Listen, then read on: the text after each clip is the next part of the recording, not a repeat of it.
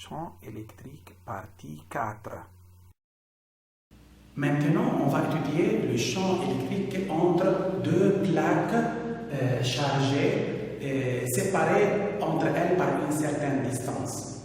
Remarquons bien, A et B sont deux plaques conductrices, planes, séparées par une distance D. Ces deux plaques peuvent être soumettre sous l'action d'une tension d'un certain générateur. Maintenant, lorsque je ferme l'interrupteur, le pôle positif du générateur a tendance à attirer les électrons libres de la plaque conductrice A. Ces électrons se circulent dans ce sens. Ces électrons sont repoussés alors par le pôle négatif du générateur et se dirigent vers quoi? Vers la plaque B où ils s'accumulent ici. Maintenant, la plaque A est initialement neutre, perd des électrons, elle devient comment chargée positivement.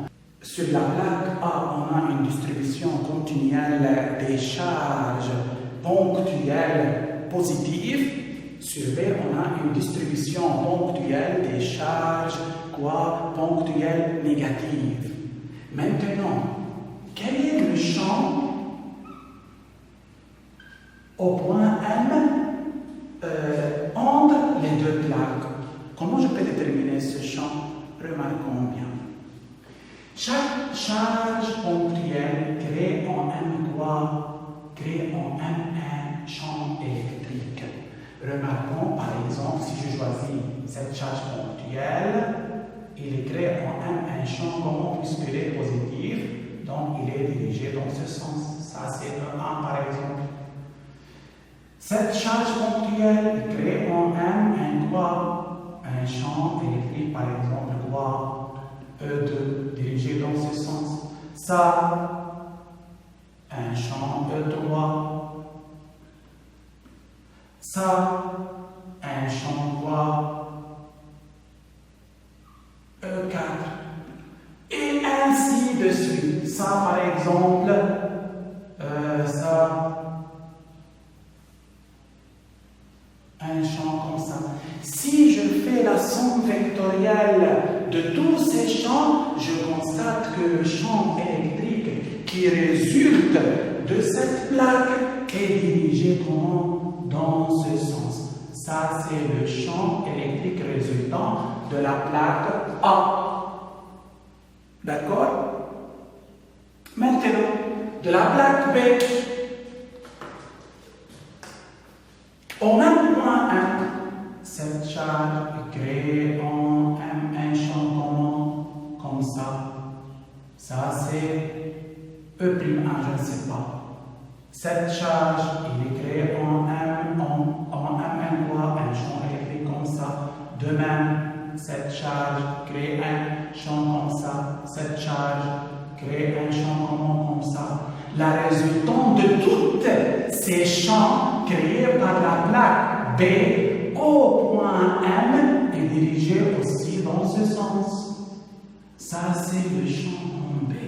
Maintenant, quel est le vecteur champ résultant au point M? Le vecteur champ résultant au point est la résultante de EB et EA. Donc, il est dirigé comme ça. Ça, c'est en EM. Ça, c'est le vecteur champ EM. Donc, le vecteur champ EM créé par les deux plaques ensemble. Par les deux plaques ensemble. Remarquons comment il est. Il est perpendiculaire aux plaques et dirigé de la plaque positive vers la plaque quoi? Vers la plaque négative. Tout le monde d'accord? De la plaque positive vers la plaque négative. Maintenant, si je veux faire une autre figure plus claire, ça c'est la plaque A. Ça, c'est la plaque quoi? La plaque B. Ces deux plaques sont soumises à une certaine tension électrique. À partir de cette tension, on obtient ici des charges quoi positives et là, des charges quoi négatives.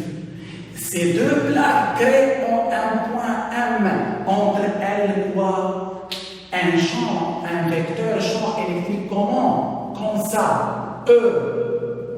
E, il est comment? Perpendiculaire aux plaques. Dirigé de la plaque positive vers quoi? Vers la plaque négative. On peut démontrer, ça c'est E en M, si aussi au point M par exemple, ce vecteur champ, comment il est dirigé? Comme ça, perpendiculaire aux plaques, dirigé de la plaque positive vers quoi? Vers la plaque négative. On peut démontrer que ce vecteur, tous ces vecteurs champs électriques sont égaux. E en M égale E en N égale E. Le champ électrique ici est dit uniforme, puisque tous les vecteurs champs électriques sont quoi? Sont identiques. Et l'intensité de ce vecteur champ égale U sur quoi? Sur D. C'est quoi D? C'est la distance qui sépare les plaques. D. U, c'est quel U? UAB.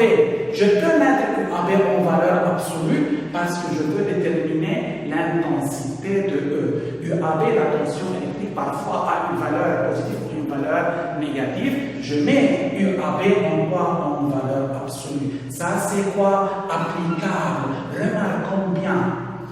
Ça, c'est l'intensité du vecteur champ qui est entre les plaques. Cette intensité E est due à la superposition des champs électriques provenant des infinités des charges positives de cette plaque et des infinités des charges négatives de cette plaque. Tout le monde d'accord? Maintenant, la règle, donc la détermination de cette superposition n'est pas compliquée. Je peux déterminer l'intensité du vecteur champ résultant tout simplement par cette formule. Maintenant, sur titre d'application, on a deux plaques planes séparées par une distance de 2 cm et soumises à une tension de quoi? De 100 volts. Ces plaques deviennent chargées. Ça, c'est la plaque chargée positivement. Ça, c'est la plaque chargée comment? Négativement.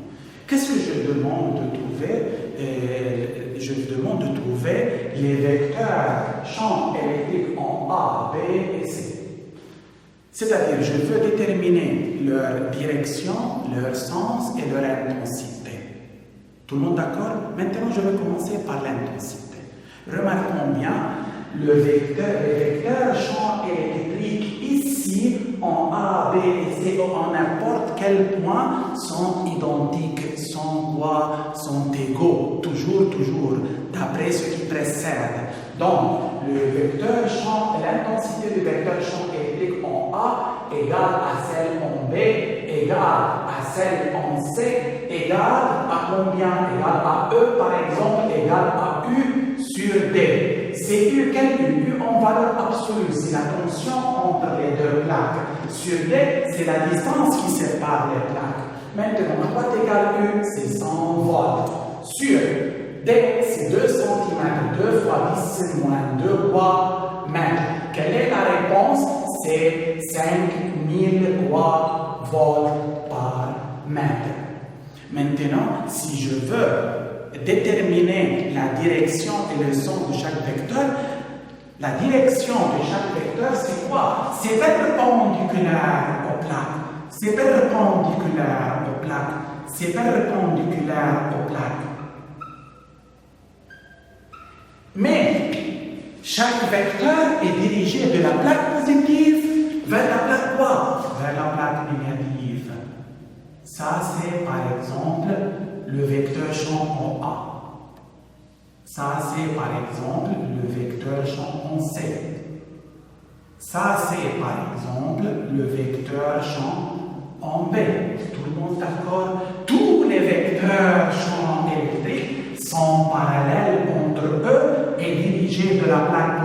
vers la plaque négative, l'intensité de ce vecteur est la même, est égale à 5000 volts par mètre.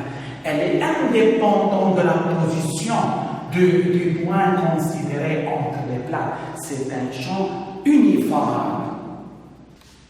Maintenant, dans une deuxième application, on considère deux plaques horizontales soumises à une tension de 5 volts. Les plaques sont séparées de 0,5 cm l'une de l'autre.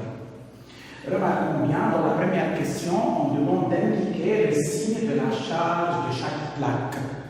Quelle est la charge de chaque plaque? Ici, la solution. Partie 1, remarquons bien, si cette plaque se charge positivement, elle est reliée au pôle positif. Le pôle positif a tendance de quoi d'arracher des électrons libres de cette plaque conductrice et le remet où? Dans la plaque opposée. Cette plaque devient chargée quoi? Négativement. Tout le monde d'accord? Maintenant, la plaque, par exemple, je veux nommer ça P1, se charge positivement, P2 se charge comment? Négativement. La plaque P1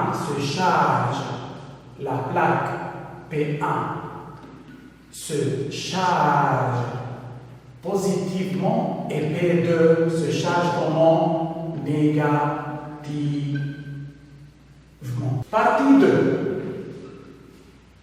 On demande de déterminer le champ électrique en A et celui en B, puis représenter ces champs.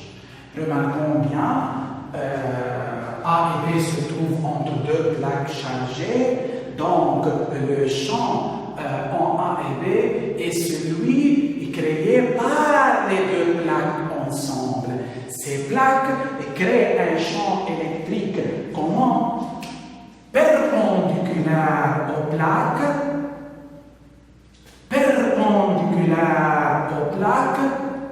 et dirigé de la plaque quoi? Positive vers la plaque quoi?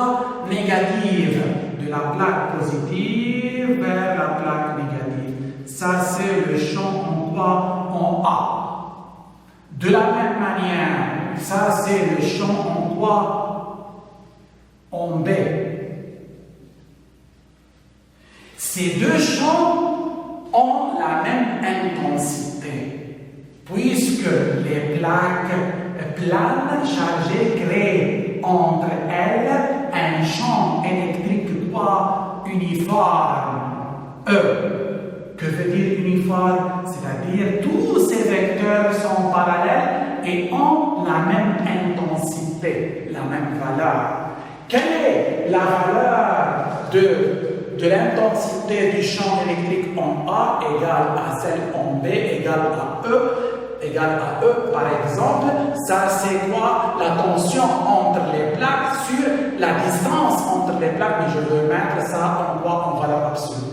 Quelle est la tension entre les plaques? C'est combien? C'est 50 volts. Sur la distance entre les plaques, c'est 0,5 fois 10 exposant moins 2 quoi mètres. À quoi égale E? Dans ce cas, 10 000 volts par mètre. L'intensité du champ électrique entre les plaques est toujours constante. Le champ électrique est toujours dirigé de la plaque positive vers la plaque négative. Ok, on a représenté les vecteurs champ. Maintenant, partie 3. Qu'est-ce qu'on a fait? On a placé en A la charge ponctuelle quoi? Q1. La charge ponctuelle quoi? Q1. Je veux faire ça. Ici, on a une charge Q1. Et en B, je place la charge quoi? Ponctuelle quoi? Q2. Qu'est-ce qu'on demande de trouver? Quelle est l'intensité de la force électrique agissant sur chaque particule et représenter ces forces? Maintenant, remarquons bien, je mets dans le champ électrique des charges ponctuelles. La force force agissant sur la charge Q1 est notée par exemple F1 égale à quoi? Égale Q1 fois le champ. Ça, c'est F égale Q fois E. Lorsque je jette une charge dans un champ électrique E, alors la charge est soumise à une force électrique F égale QE. Q1 fois EA. Maintenant, remarquons bien, F1 et EA sont deux vecteurs proportionnels, c'est-à-dire ces vecteurs sont parallèles. Mais puisque Q1 est quoi? Est positive, alors F1 et EA sont parallèles et de même sens. Donc, comment je représente le vecteur force F1? Je représente le vecteur force F1 parallèle et de même sens que le champ électrique. Ça, c'est F1. Maintenant, quelle est la valeur de F1? Quelle est la valeur de F1? F1 en module est égal Q1 en mesure en valeur absolue fois EA, pardon. EA. À quoi t'égale Q1? C'est 10 moins 9. À quoi t'égale EA? EA, c'est combien? C'est 10 000. La réponse, c'est 10 exposant moins 5. Quelle unité de la force? Ça, c'est le Newton. Maintenant, je veux déterminer la force F2 agissant sur Q2. Q2 se trouve dans le champ de quoi? EB. Je mets ici quoi? EB. Égale quoi? Maintenant, pardon. EB. Maintenant, F2 et EB sont deux vecteurs collinéens, car ce sont deux vecteurs proportionnels.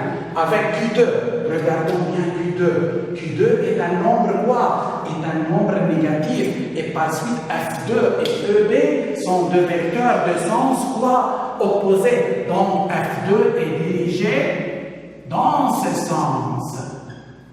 La particule Q2, lorsqu'elle est jetée dans le champ électrique des plaques, elle est soumise à une force F2 opposée à E2. Pourquoi? Car Q2 est quoi? Est négatif. Mais Q1, lorsqu'elle est jetée dans le champ des plaques, elle est soumise à une force F1 de même sens que le champ. Pourquoi? Car Q1 est quoi? Est positif.